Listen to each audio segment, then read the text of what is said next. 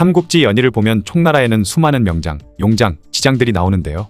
오호대장군 관우 장비 조은, 마초 황충뿐만 아니라 강유와 엄한, 그리고 위연, 마대, 관흥과 장포 등 많은 장수들이 총나라를 위해 활약했었죠. 그런데 삼국지 연의에서는 많이 나오지 않아 위에서 말한 장수들에 비해 인지도가 조금 떨어지지만 정사에서는 위나라에 맞서 최일선에서 싸운 총나라의 명장이 있습니다. 그는 바로 촉한 제1의 방패라고 불리고 있는 왕평이죠. 왕평은 총나라 말기, 총나라의 국경을 책임진 핵심 무장 중에 한 명인데요. 오늘은 연의에서는 찬밥 신세이지만 정사에서는 그 누구보다 멋진 활약을 했던 인물 왕평에 대한 이야기입니다. 그는 언제 태어났는지는 모르지만 익주 파서군 탕거현 출신으로 알려져 있죠. 어렸을 때는 외가인 하씨 집안에서 자랐기에 하평이라고 불렸는데 성인이 된 이후 다시 왕평으로 개명했다고 합니다. 왕평은 총나라의 장수가 되기 전에 조조의 휘하 장수였는데요. 이민족들의 왕인 두호와 부호라는 인물들이 파군의 이민족들을 데리고 조조에게 귀순했는데 이때 왕평도 조조의 부하가 된 것으로 추정하고 있죠. 두호와 부호는 한중을 다스리던 장로 휘하에 있던 인물들이었습니다. 그런데 좀 특이한 점은 왕평이 문맹이었다는 점이죠. 그는 아는 글자가 10자를 넘지 못했다고 하고 글을 써야 할 때는 자신이 말한 것을 다른 사람에게 적게 했다고 합니다. 그런데 글씨를 못 썼을 뿐 글 쓰는 재주는 있었는지 그가 말한 걸 쓴 글은 뜻과 도리가 모두 맞았다고 하죠. 또 한 사람을 시켜 사기와 한서를 비롯한 수많은 역사서들을 들었는데 글의 요지를 모두 잘 파악했다고 하는 걸 보면 머리는 똑똑했던 걸로 보이고 다만 시기를 놓쳐 글을 배우지 못했던 것으로 여겨진다고 합니다. 그래서인지 훗날 그가 하는 활약에는 여러 차례 지장의 면모를 볼 수 있죠. 어쨌든 훗날 한중공방전이 벌어졌을 때 조조를 따라 참전하게 되는데 이때 그는 총나라에 투항하게 됩니다. 삼국지 연의에서는 서왕의 부장으로 있다가 그와의 불화로 인해 총나라에 투항했다고 되어 있지만 사실 이는 창작일 뿐이고 정확히 어떤 이유로 총나라에 항복했는지는 기록되어 있지 않다고 하죠. 그런데 유비는 항복해온 왕평을 굉장히 좋게 봤는지 항장임에도 불구하고 아문장 비장군으로 임명했다고 합니다. 사실 왕평은 이때까지만 해도 출신도 불분명한 데다가 글도 모르는 문맹이었으며 조조군 휘하에서도 공적을 세운 것도 아닌 겨우 하급군관에 지나지 않았는데 이런 왕평을 떡하니 비장군에 임명했던 걸 보면 유비의 사람 보는 눈은 대단했던 걸 알 수 있죠. 그런데 이후 왕평의 기록은 전무한데요. 제갈량이 1차 북벌을 떠날 때 비로소 왕평이 다시 기록에 등장하게 됩니다. 그때까지 관직이 높지 않았던 왕평은 참군 마속의 부장이 되어 종군하게 되죠.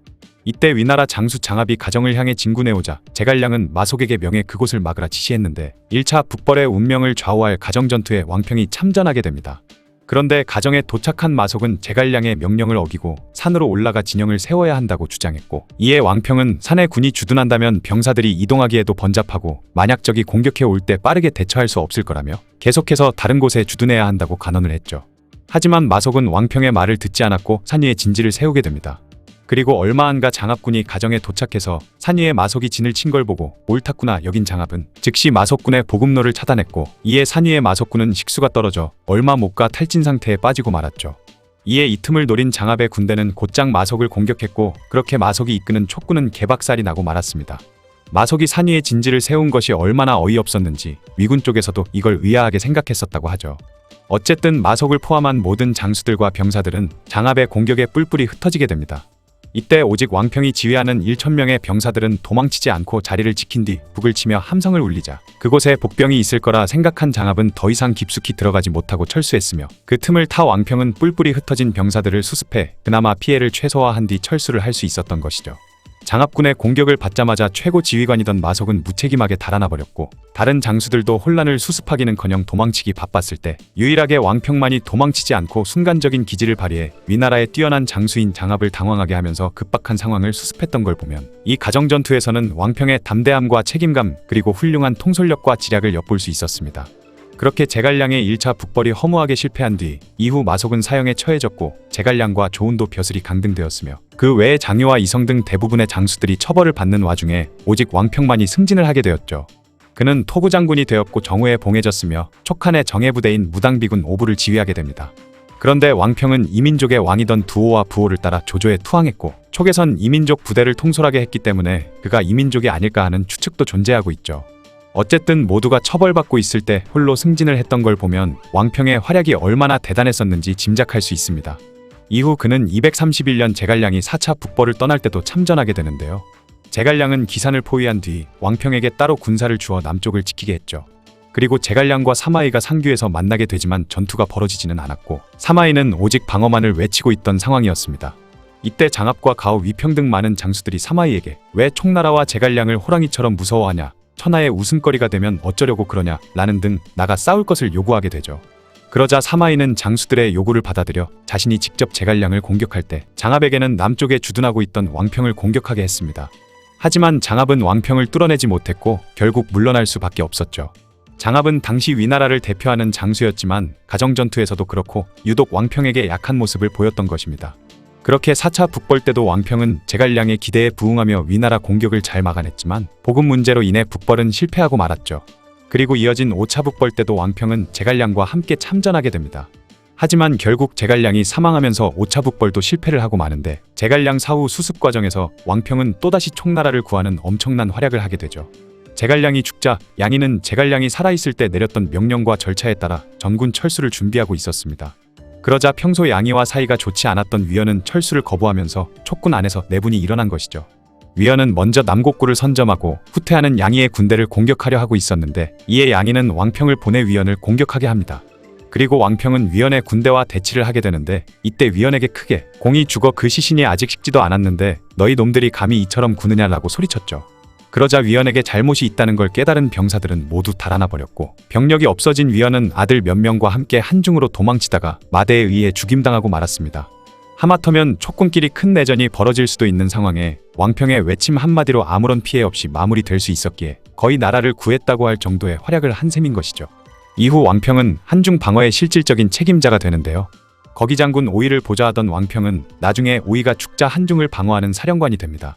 238년에 대사마 장환이 한중에 주둔하자 그를 보좌했는데 243년 장환이 병에 걸려 부연으로 거처를 옮기자 왕평은 진북대장군에 오르면서 한중 방어선의 1인자가 되었죠. 그로부터 1년 후인 244년 왕평이 총나라 제1의 방패라고 불려지게 되는 사건이 벌어지게 됩니다. 바로 위나라 대장군인 조상이 10만의 병력을 이끌고 한중 지역으로 침공에 들어온 것이죠.